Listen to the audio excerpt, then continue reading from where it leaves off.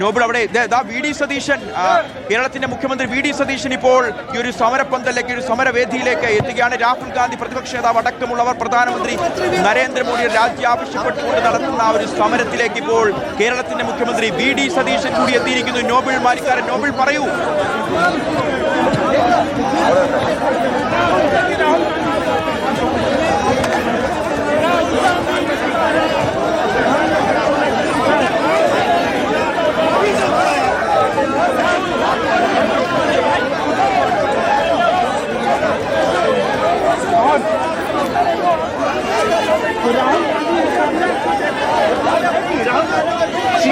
വലിയ പ്രതിഷേധമായി ഇത് മാറുകയാണ്.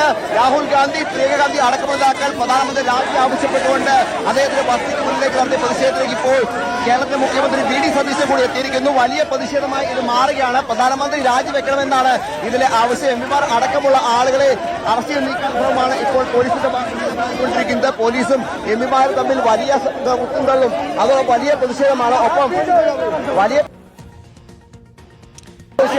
കാഴ്ച കാണാൻ പോകുന്നു.